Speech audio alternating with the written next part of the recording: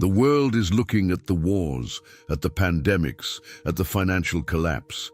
But there is one of the four horsemen that has passed almost unnoticed, and it is exactly the one who, according to the text of Apocalypse chapter 6, holds a scale in his hands, a scale that weighs wheat, a scale that determines the price of bread.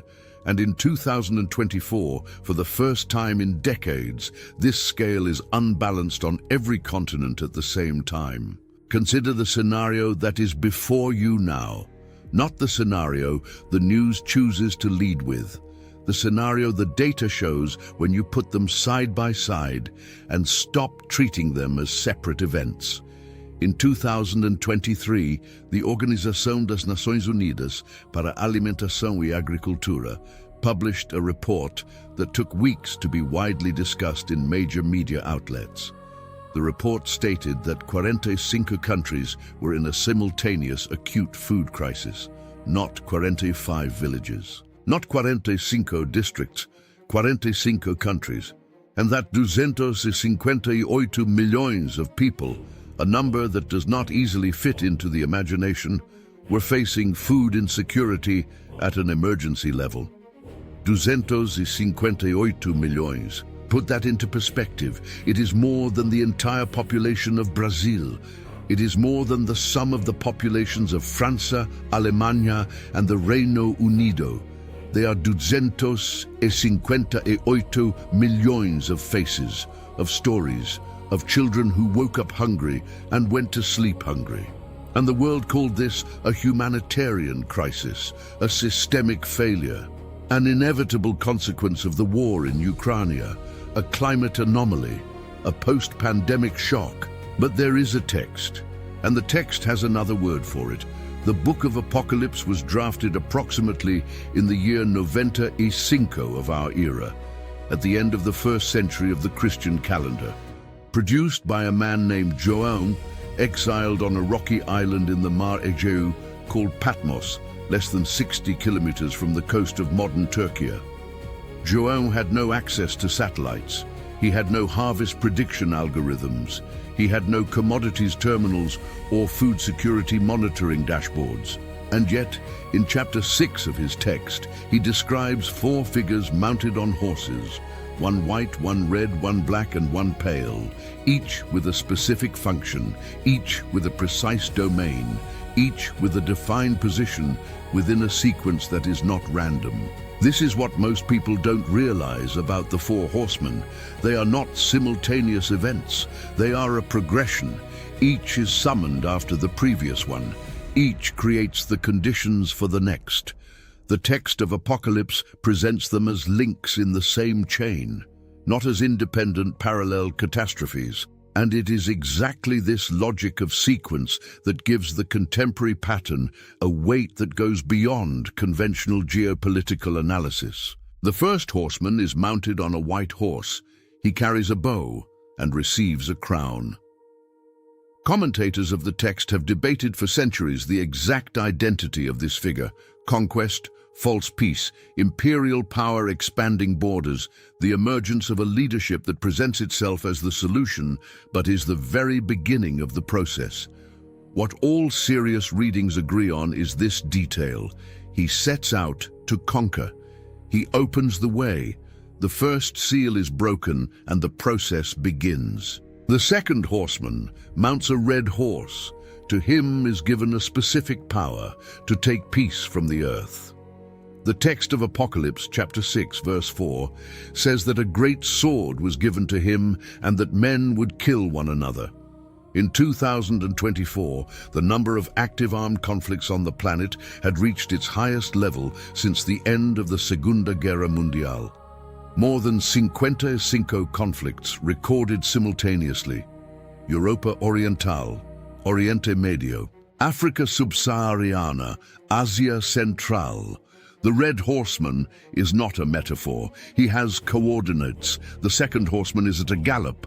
And then the third arrives, the horseman the world didn't notice passing by.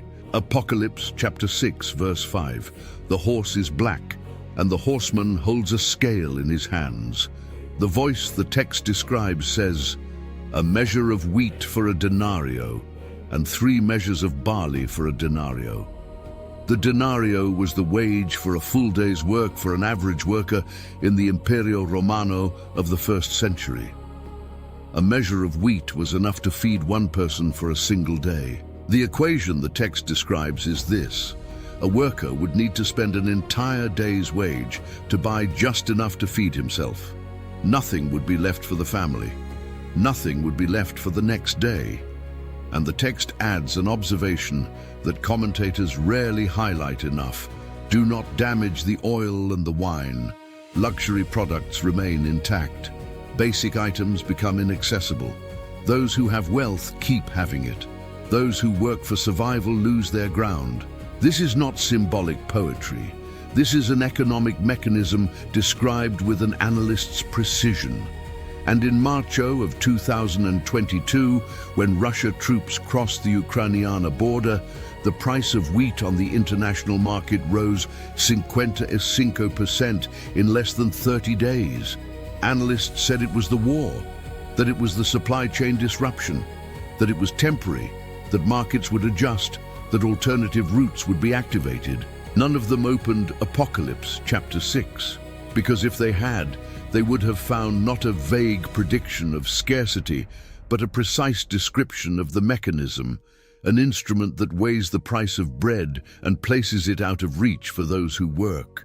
The text knew the mechanism 2,000 years before the war. Observe what the records show. Ukraine and Russia accounted in 2021 for 28% of all global wheat exports. When this route was interrupted, when the Mar Negro ports closed, when sea mines blocked the outflow routes, when silos became inaccessible or destroyed, the global food system entered a state of tension that conventional economic models could not completely absorb. Countries in northern Africa that depended on this corridor to import between 70 and 80% of the wheat they consumed woke up to a reality that was not in the contingency plan of any ministry. Egito, the world's largest wheat importer, saw its import costs jump in real time. Libano, which had already been in economic collapse since 2000 and Dezhnev, saw the price of bread triple in less than 6 months. Ethiopia, facing severe drought in 3 simultaneous regions, lost access to prices that were the difference between feeding and not feeding entire populations. Somalia entered a state of clinical starvation in regions that international organizations had already been monitoring with maximum alert for 2 years, and the world continued following the war in Leicester Europe on the news. The Black Horsemen kept galloping. Scale the weight of this data. In 2022, the Food Price Index of the Organização das Nações Unidas para a Alimentação e Agricultura recorded an increase of 14.3% in just 1 year, the highest variation recorded since the index was created. 14.3% in a global economy where billions of families were already allocating more than half of their entire income to food. Because this is what models formulated in the developed world often fail to capture. For a family that spends 60% of what they earn just on food, a 14% increase is not an adjustable inconvenience.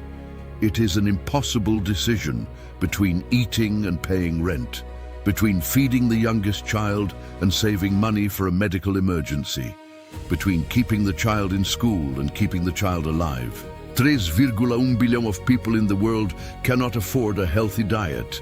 It is not an imprecise estimate. It is a data point from the Programa Mundial de Alimentos of the Nações Unidas. 3.1 billion of people, almost 40% of humanity. The horseman with the scale understands prices. He always has. And here is where you need to stop and do a full reading of the text, because the scale is the detail that most narratives about the horseman's prophecy completely ignore.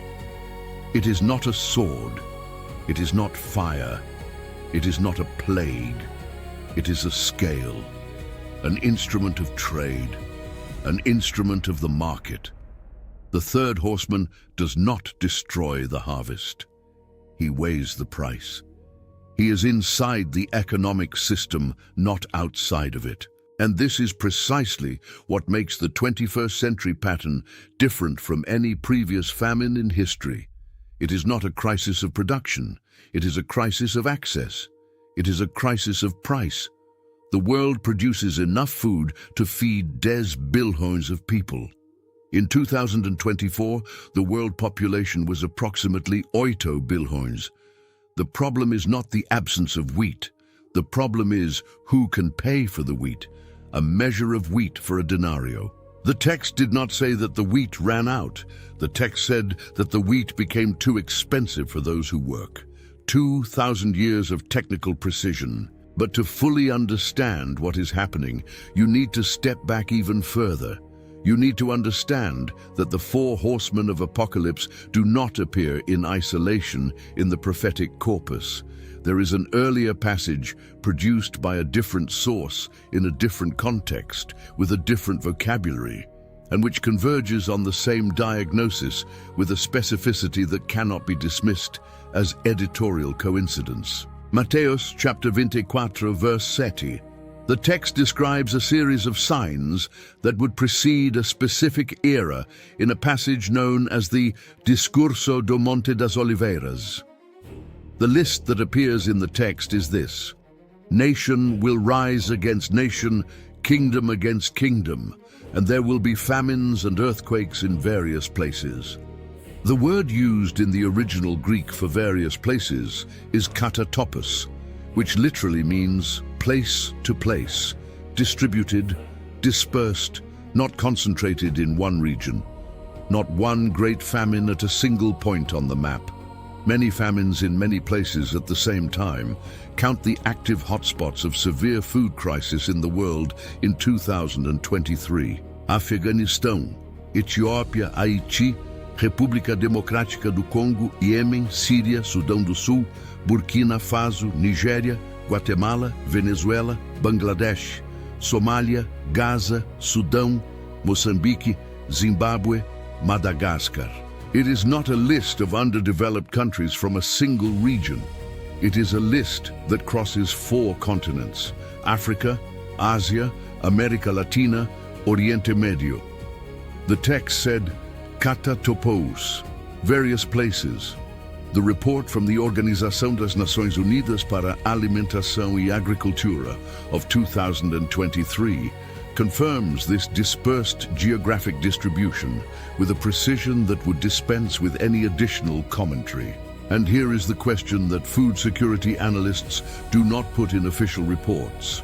How can a text drafted on an island in the Mar Egeu in the 1st century of our era by a man without access to any global monitoring tool accurately describe not only the existence of the crisis, but its simultaneous geographic distribution across multiple continents? The answer the data forces is not comfortable for either perspective, neither for those who dismiss the text as irrelevant religious fiction, nor for those who read it as an automatic guarantee of a known outcome. The answer the data forces is this: the text describes a mechanism, and the mechanism is active. Follow the reasoning through the trajectory of the numbers. In 2016, the number of people in acute food crisis in the world was 180 milhões. In 2019, it was 193 milhões. In 2022, it had jumped to 258 milhões. In 6 years, an increase of more than 43%. No single war explains this number. No regional drought explains this number. No failure of economic policy circumscribed to one government explains this number.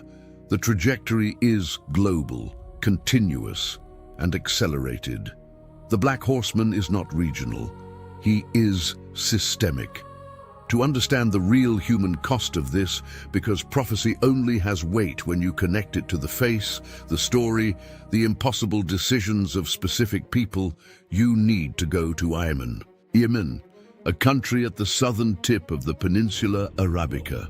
a civilization with more than 3,000 years of continuous history of human occupation. One of the first territories to adopt Islamismo in the 7th century of our era. A country that in 2000 kings entered an armed conflict that never completely ended. A war between internal factions financed by external powers, each with its strategic agenda, none with the slightest sign that the 17 millions of people in acute food insecurity mattered to the geopolitical calculation of any side. 17 millions. In a country of 33 millions of inhabitants. 1 out of every 2 Yemenis. In 2023, the Programa Mundial de Alimentos needed 23 billions of dollars to finance its global emergency food operations. It received 8,7 billions, less than 40% of what was necessary. This meant direct cuts in rations distributed in Yemen, in Afghanistan, in Syria. It meant that families who depended on the ration as their only source of food received less. That people who were on the survival line were pushed below it with the bureaucratic efficiency of a budget cut. And what field studies document is something that aggregated data can never completely capture.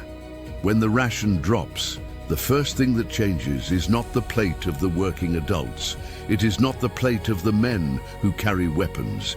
It is the plate of the children. Because in an economy of extreme scarcity, the logic of the group's survival determines that those who produce eat first, and the children come last. Chronic malnutrition in the first 1,000 days of a child's life is not just an individual tragedy. It is a structural sentence on the future of an entire society. Every child who reaches age 5 with a severe cognitive deficit due to malnutrition represents an entire generation of productive capacity destroyed before it even begins. Yemen will carry this heritage for decades. Afghanistan will carry this heritage for decades. The Chiffre d'Africa will carry this heritage for decades. And the horseman with the scale was not just looking at them. In 2022, the region of the Chiffre d'Africa, Ethiopia, Kenya, Somalia, faced the worst drought of the last 40 years. 4 consecutive rainy seasons below normal. 22 millions of people in acute food crisis in that region alone, while 245,000 children under 5 face severe acute malnutrition in Somalia. Death by hunger is one of the slowest deaths that exist. The body begins to consume itself in order of priority. First fat, then muscle, then organs. The heart weakens, the immune system collapses. The child who dies of hunger usually dies from an opportunistic infection, diarrhea, pneumonia, measles, because their system no longer had the resources to fight anything. Death does not appear in the records as death by hunger. It appears as death by respiratory complications. The Black Horseman kills in silence, and civil registries sign the certificate with another name. Observe what historical records show about the pattern of acceleration.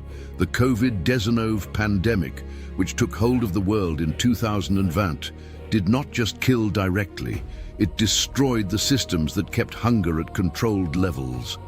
Distribution chains collapsed. School feeding programs were suspended. Small farmers lost access to markets. And between 2019 and 2021, 150 millions of people were added to the global number of people in food insecurity. In 2 years, the third horseman accelerated, and he did not slow down when the pandemic was declared over. Because the hunger advancing in the 21st century has a different structure from all the great famines that preceded it. The Grande Fome Irlandesa between 1845 and 1852 was caused by a specific blight on a specific tuber in a specific colonial context. The Holodomor Ucraniano between 1932 and 1933 destroyed between 3,5 millions and 7 millions of lives by the deliberate policy of a totalitarian state. The Grande Fome Cinese. Between 1959 and 1961 resulted from a catastrophically ill-conceived agricultural policy. Each of these famines had an identifiable, circumscribable cause, locatable in time and space. The hunger of the 21st century does not have this characteristic. It is simultaneously climatic, geopolitical, economic and logistical, systemic in a way without historical precedent.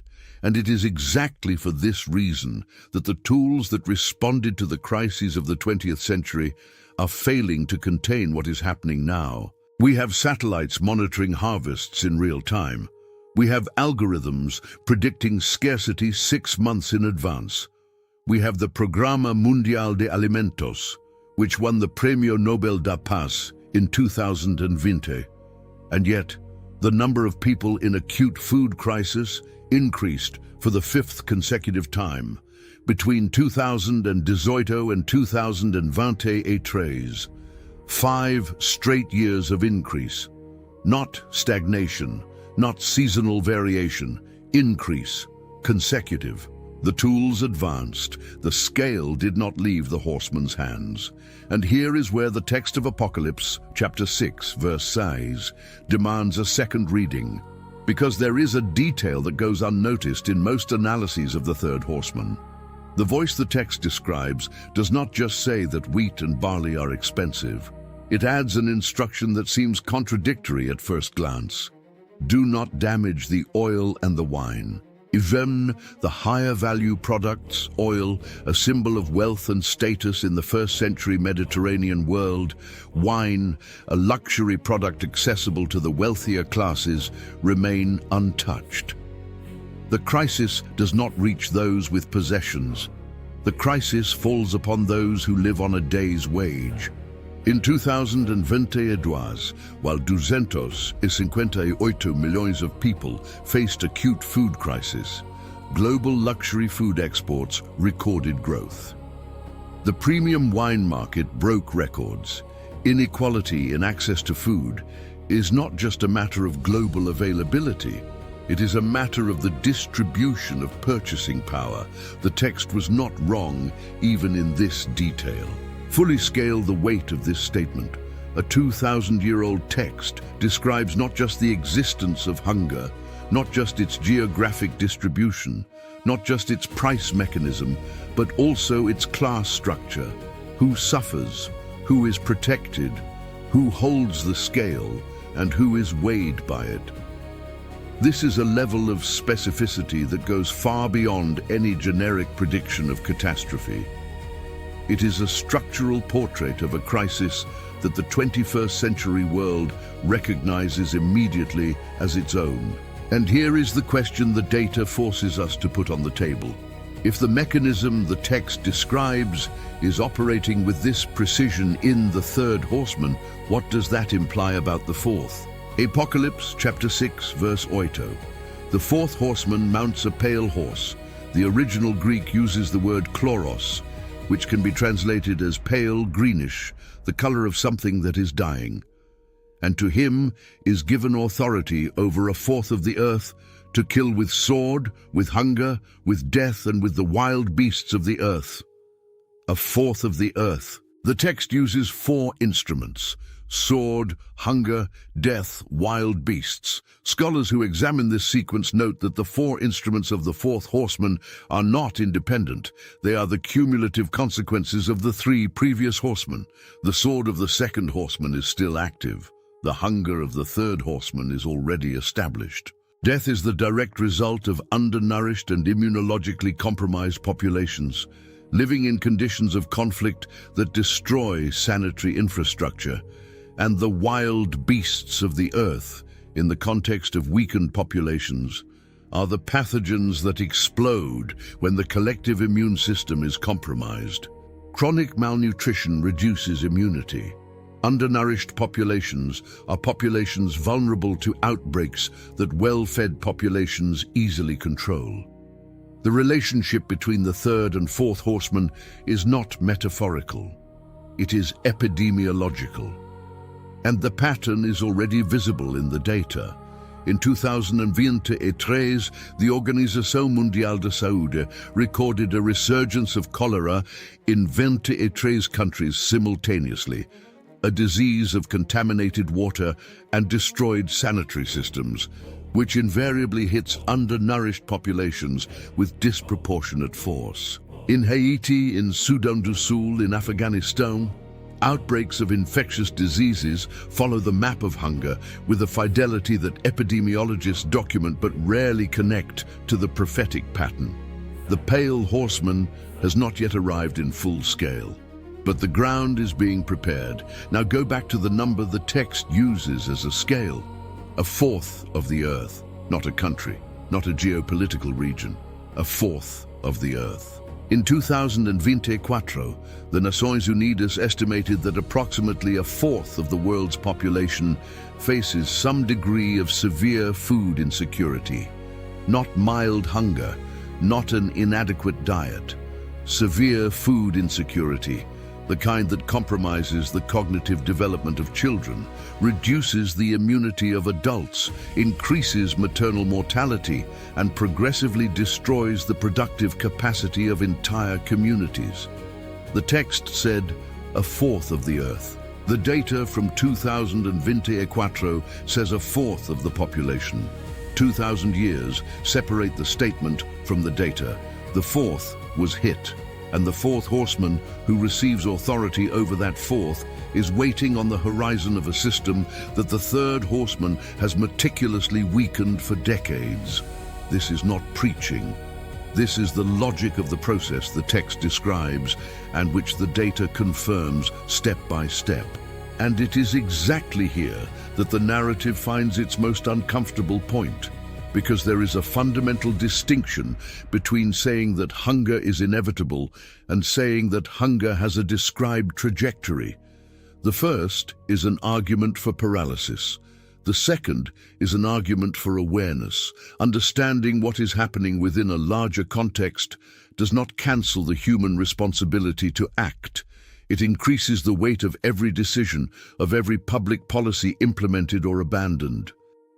Every child who does not receive a ration, because Programa Mundial de Alimentos funding stood at 8,7 bilhões of dollars instead of the necessary 23 bilhões, is not a statistic. It is a confirmation of the mechanism. Every family that decides which child will eat today is not an isolated case. It is the molecular expression of a pattern that the text had already named 2,000 years before any ONU report. To name is not the same as to justify. To name is the first step toward fully understanding what is before you. The fourth horseman of Apocalypse, chapter 6, verse 8, receives authority over a fourth of the earth, not over a country, not over a region, over a fourth of the earth.